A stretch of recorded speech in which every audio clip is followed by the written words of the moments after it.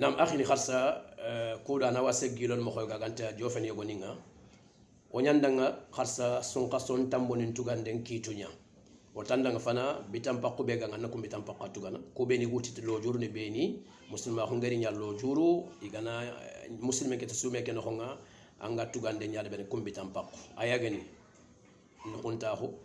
jara walla le njambare walla sare furu ko kharsa ke fini ladam pere walla watteñal watte be gamen anda ta khallema jike ga sellenga walla safiru nyani walla sugunde walla noho kundi meni idan yakhare bang kharsa selagana sere ke habe gam sumi sogodo dingwa kamma afallari animisi ati yiwitugana akhantugana agar khasoki mu manyata ga gam sumi ana tubi katala an khasoki mu manyatugana an Allah yambe mori inshallah tabaraka wa taala idan kafaranga ke borke ko ngandanga ta ke be dangi video fillandike ke sikandi ko kharsawi jokkini o tandanga idan tugande ke mo nga farlan chume fana bitam pa ko kan ko nyatugana ko lo jorne gere ko beni minne nya andanga fillandi angana hewta ngoro angamulan na farlan chumen tuga an aniye ke tapasado fajiri ngari sikandi yakhare sakka walligo yokunte gananga ma yakhare yokunte gananga anga hewte anga farlan chumen tefu angoro an honga ama daga andanga anga kutu haragana yokunte ga fetan yokunte gana nya khade am daga andanga anga kutu nang tangan kagume murnu kapalle ma ho walla ngankini murnu kapalle ma ho an kay farlan chumen tugande no khonya aka tefika naam nato wati ngama bitte sogo ngandanga nati nawar khumene wal nawar khumene falla ko aisha hadise ke ga koyni ate sun qason tambo ni nyaniya itella tugo sabal legada do faren ci granda yo khabre ke be keta agro sume ken ko sume nga tefi angar ko tabe sume tefu ken wajibi nyanka manna timmanti ganta lojurbe aga sigankane fer ganta dangan ni kutanni kut ko tampi kasape dankita allah ta sume ke kontinane jokkini ken kota anna kutu wa hakada walla akota nga watte dankita sume ke kamma anna kutu khaga manya kenya su idan ferenta anna kinyani ne ganan kin gume ganan khadi waqtin qalihi an kamma khadi anga man kota bane ke sumi walla ngama mito ko fil sumi suni tuga sun qasol lonwa king khati sogodo limun takhando kine na khanga nanti ndugun na dunge mura gana dunge na sumi agam dunge na wasi sumi ayi an chuminia na filan chumi nyani annabi gar ke ko ya khare na muri kina inan chumi sak kine ganani aga akara nga mana aga hadrenga da battenga amma farlan chumi sak waqtin li lihi kemo ko fayren tan chumi baniya tayib nakhtandinga ayaga nanna to khadanga nani farlan chumi tugana hosun kason tamuna ngana ni tugana anga sun kaso ke koto mbatini may mo xombe anga ko ta bantana kentan kam ma wajibi angana ni tugande de berni sun kaso tamboni masalan kaso ke ganaro sun kaso ganaro kiyuku igame batti mo xombe an kaso min kem mo xowa sogodo lingon tam mahananti ngana ko ta fanan chumi na bonte ko ta fillani na sikani chumi wala ngana sikandi fanando sikandi ndo fillandi ndo sikani chumi makati karga ni nyime na tuma nari ko ta sumi kentanga ko ta sumi ko ta banta kentei anu kiyu ko tembe me ganta lo juru gana siganka ngala ta sumi kemmo khani en tant que ma wajibi angana tugande kedbel nanti mangandi ko to ko botunu meya ay sogo nganda masa kharaga na bito tammiya galani waqti ngam lihi khati ko amma war ma sun kasonga toko bito tammi ato ando sun kasonga bito tammi an kala man bito ko tammi su botunu mey su ken ngata sun kasol lo na nyamudu tan tamboni ken nokko khadi botunde kanni i botuni meya wajibi me aga nyankam ma wajibi mo xombe waqti ngi lihi yan waqti gam ma lihi ko wacca gil sas ko sa so fay min khaso atumbu lenki walla nyeru lenki masalan sine wujune ko mon tan nawate ado sin filandi bito tammi anan kenga odo sun kasu ye na khanga andani nganda ngani sumi kota bane ko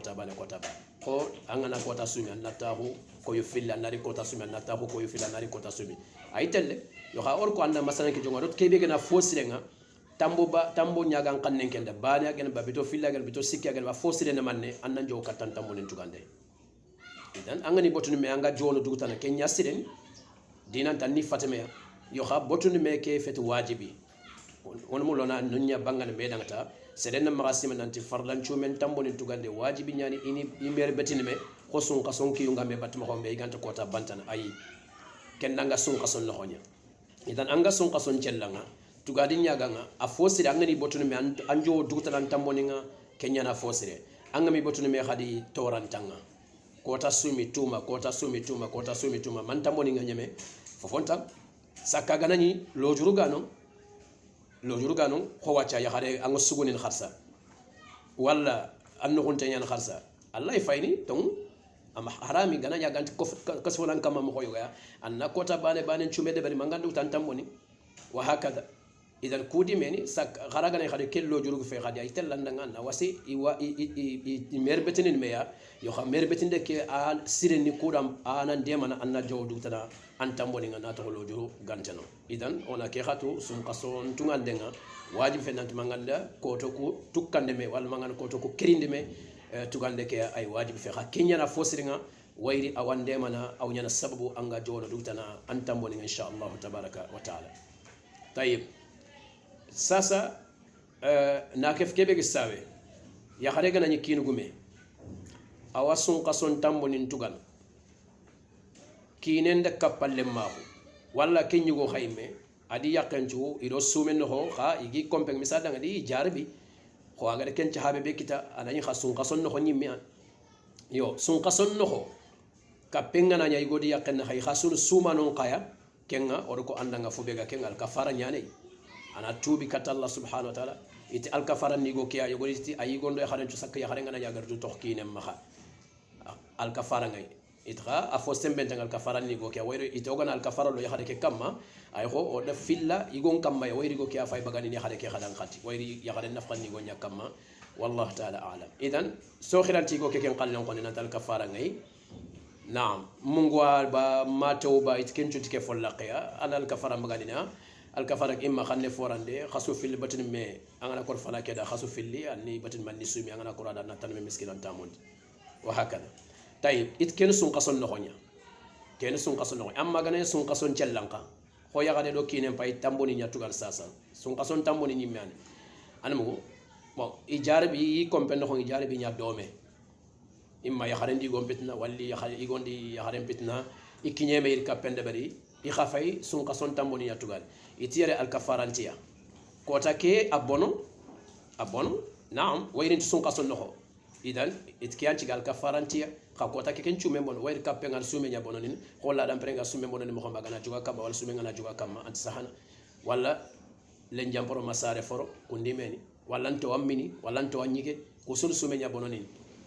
aywa walla anda to na du jiran cagan ko sun sume nya bononin nafila wo farla wo anga tugana banga sun qason no nyaba anjume bononte yan idan kembre khay ital kafarantiya wayri into sun qason no idan irin kota ke atu khadinta ado ina Allah yampe muri tubunga kha al kafara ken gentay khonat na khanne fora walna khasum bil tambe ni sumi walna tanme miskina tamuni ganani igi tamuni ni me atugana masalan igodo yaqe ma yaqido kine yi tamuni tugana akiyenga akota ijarbi ikenya dome yohunga yangontiya ti igodi yaqani yo kha yangon ya tigada sume ke bonandi tawunta hun kamma do kembere kenya fayina tubi do Allah al kafara kebe aga wajibini serebe gana kimmo hodde be sun qason no honga kengal kafaranti wajibini ku kamma wayri inti sun qason no honga wallahu ta'ala a'lam idan akhini kunu fonne yagil fogebe nga sun qason tamboni tugande nyogoni yan ko akitu nyogoni yan ko ya ayagani fana ko tampakke be nga anni ya tugana lo juru be sigi angada sumeke wara agani watte ayagani ladam pere ayagani sare foro ayagani safariye ayagani sugunde ayagani noho ku kundu ku wana tugande lonan kam maganani lo juru ko gama daha dambate igama daha dambate saka noho ke afan watte ke nam ya harebe haganani yaga noho tendo sugunde na khanyata haranta sumini ma sun qasuni nga jogini me akamma tuwano ñogonit ken nok kharsa ko Abdullah ibn Abbas ger ko ado ibn Umar igati ken ngati yakhari no kontando yakhari chugunda yiro no sel khoron kiton no khonya yogoni kondrit ke mo kanan sel la gana igana daga al hala yugo ma sun qasu gebe jogi me kama iglanta tuganto sumen keta kembere oni kenche ko sel khoro ko mo hoyna tamu den debari kaga nani mo hogi ma khilaga tugan su tu sumen nga intuganto sumenya idan akhini kiyan idan nan nambi tampake kiya tugana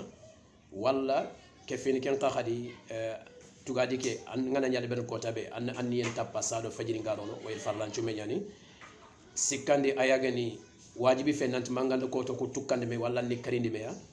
khargana ni kota gabe nyagane na to waxti ngem lihi sun qaso tan garono angana bantandi ko to yogoni angama sumi aganti nyal sabu sun qaso garono nanya amuru tan tamboni nga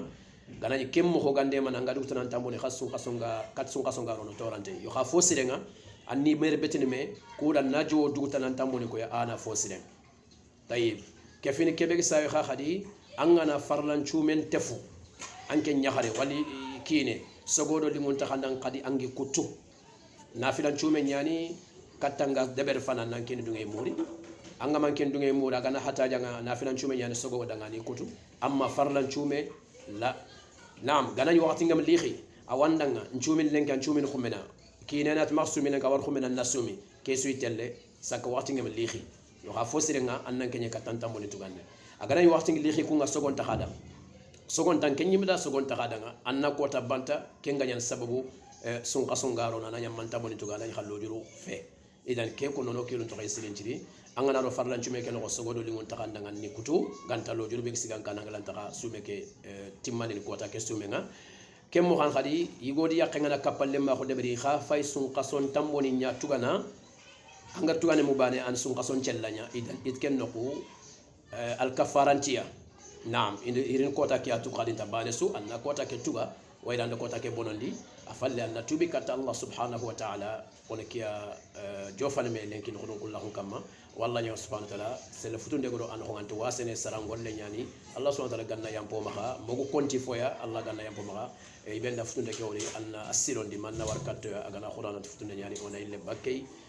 كياني سمان دنيانو سوسو دانا إذن فرلانشوبي ونا أتو agan kawñan mohombe atugande mohonga fini beni gada patenga ona kun khatu sirin cirin qade sakka yohonton qabange wayre yogolatini nafilan chume farengar kebe ko farlan chume ka ken no qubana na gananya tugana ayi ya khare gane farlan chume tugana ado aga nafilan chume de berni ibogonto nyan mesel gana kin gume igo anka ke mo bana natu kattaga tefini kattaga ron kota ke sumen no nga tappa wakati milihi sogonga danga ananti musumine ngi jumin khumena wala kina dan maksumine ngi khusumi khumena yo kha gana ikata wakati milihi su sogon takhadang ko take gana tefi kha khada sumi nga tefi sogon tadanga kina gana nanti na lina kutu wali khade ke nanti ini kini muru way tugandina ay khona filan jume ay ibag mewle ken nokku angoro aken nokonta wajibi nyan anna timmandi amma gana na filan jume ke non ka fosiri nga timmandi ka sel kharanga na kutu do sakalo jul danga torantanga kharaga lo jul fe yangontanga والله تعالى أعلم اللهم ربنا آتنا في الدنيا حسنة وفي الآخرة حسنة وقنا عذاب النار اللهم صل وسلم وبارك على عبدك ورسولك محمد وعلى آله وصحبه أجمعين قد آخر دومي عبد الرحمن فابا إبراهيم رمي أحمد سيسو بن السنغال توري دبن دكار نحن كل هنين كما سانك لنكي إيجو سنق بارنا أتلان دم السلام عليكم ورحمة الله وبركاته